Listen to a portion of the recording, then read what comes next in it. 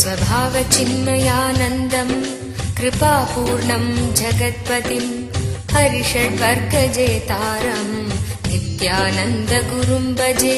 स्वभावचिन्मयानन्दम् कृपापूर्णम् जगत्पतिम् हरिषड्वर्गजेतारम् नित्यानन्दगुरुम् भजे। எத்துணை லட்சியங்கள் நம்மால் உணரப்பட்டாலும் அது ஞானமடைதல்ன்ற லட்சியத்தினுடைய வேறு வேறு பெயர்கள் தான்.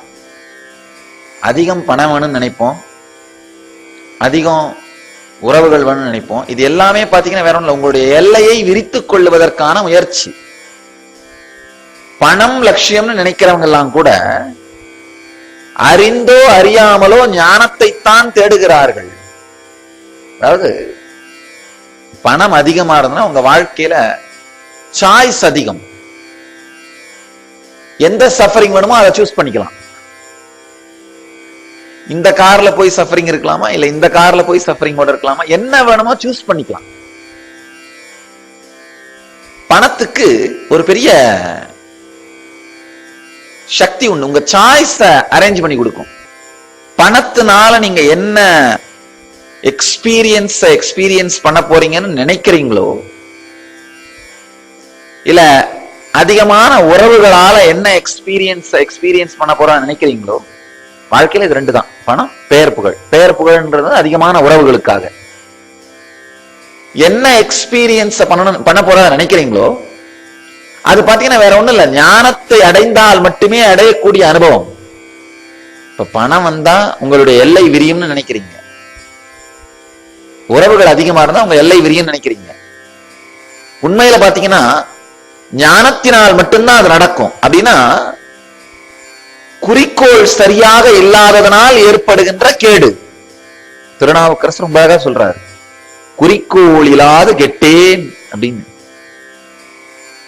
பேர்பட்ட மகான் இந்த வார்த்தையை உபயோகம் பண்றாரு. காரணம் லட்சியத்தை ராங்கா புரிஞ்சிருக்கிறது, லட்சியத்தை முறையாக புரிந்து கொள்ளாதிருத்தல்.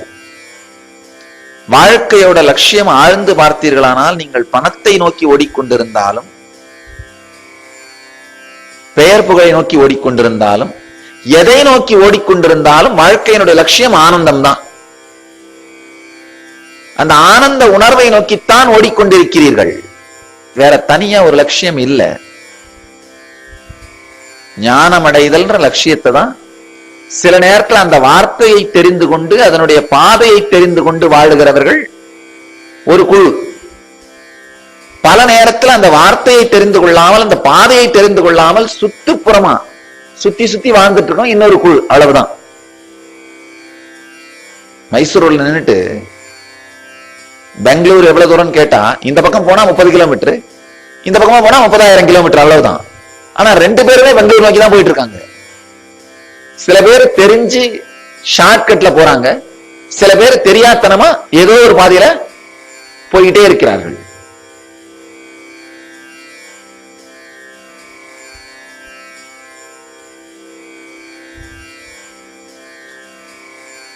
வாழ்க்கையோட லட்சியம் ஞானமடைதல்.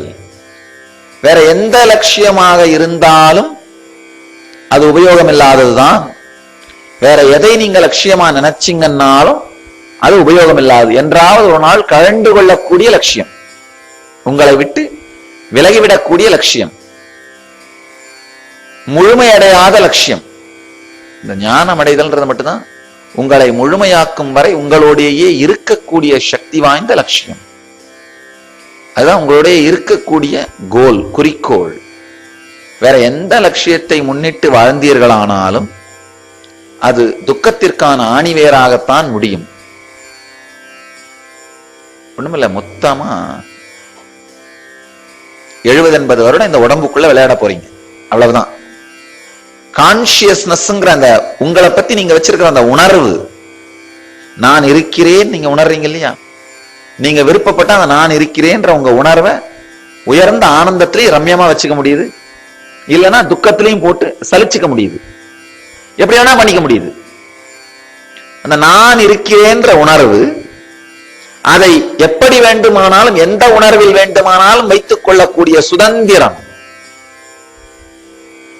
இது ஆவரேஜா ஒரு 70-80 வருஷம் தான் உங்களுக்கு அவைலபிளா இருக்கு. நல்லா ஆழ்ந்து புரிஞ்சுக்கோங்க. வேறு எது கிடைத்து அதை வீணாக்கினாலும் பரவாயில்ல, இது கிடைத்து அதை வீணாக்குவதுதான் இருக்கிறதுலே மிகப்பெரிய வீணடித்தல்.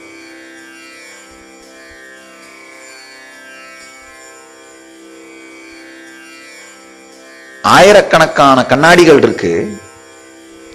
ஆனா ஒரு சில கண்ணாடி தான் அதிர்ஷ்டவசமா சூரியனை பிரதிபலிக்கிற மாதிரி ஒரு கோணத்துல அமைந்து சூரியனுடைய பிரதிபிம்பத்தை தனக்குள்ளே வாங்கும். அது மாதிரி லட்சக்கணக்கான ஜீவராசிகள் உலகத்தில் இருக்கு, கோடிக்கணக்கான ஜீவராசிகள் இருக்கு. ஆனா எல்லா ஜீவராசிகளுடைய உடம்பும் இந்த காஸ்மிக் கான்சியஸ்னஸ், பிரபஞ்ச உணர்வை தனக்குள்ளே பிரதிபலிக்கின்ற நிலையிலே இருப்பதில்லை. மனித சரீரம் மாத்திரம்தான் பிரபஞ்ச உணர்வை தனக்குள்ளே நான் என்கின்ற தனி உணர்வாக பிரதிபலிக்கின்ற சக்தி வாய்ந்தது. இந்த நான் அப்படிங்கிற தனி உணர்வாக உங்களை உணர்வதுதான் பிரபஞ்ச சக்தியினுடைய பிரதிபலிப்பு. இந்த பிரதிபலிப்பு நமக்குள்ள நடக்கிறது தான் மிகப்பெரிய பாக்கியம், புண்ணியம், கொடுப்பினை, மிக உயர்ந்த சாத்தியக்கூறு, பாசிபிலிட்டி, ஹையஸ்ட் பாசிபிலிட்டி. இது நடக்கிற ஒரு காலகட்டமான 70-80 வருஷம். ஒருவேளை அந்த கண்ணாடி டைரக்ஷன் திரும்பிட்டாலும் அந்த பிரதிபிம்பம் பிரதிபலிக்காம போயிடும், கண்ணாடி உடைஞ்சு போயிட்டாலும் பிரதிபலிக்காம போயிடும். எத்தனை காரணம் வேணா இருக்கலாம் அந்த பிரதிபிம்பம் பிரதிபலிக்காம போறதுக்கு. ஆனா இந்த பிரதிபிம்பம் பிரதிபலிக்கின்ற அந்த நேரத்தை வீணடிப்பதுதான் இருக்கிறதுலே பெரிய கொடுமை. கோடிக்கணக்கான ஜீவராசிகள் இருக்கு, ஆனா அது எல்லாத்துக்கும் நான்கிற தனி உணர்வு இருக்கிறது இல்ல. குரங்குகளுக்கு கூட அவை இல்லை, மனிதர்களுக்கு மட்டுமே அது சாத்தியம். ஏன்னா மனிதன் அப்படிங்கிற கண்ணாடி தான் பிரதிபலிக்கும் தன்மையையும் பெற்று சூரியனை நோக்கி சரியான திசையிலும் அமைக்கப்பட்டிருக்கிறது. மிகப்பெரிய சாத்தியக்கூறு மனிதனுடைய கான்சியஸ்னஸ் உண்டு, மிகப்பெரிய சாத்தியக்கூறு.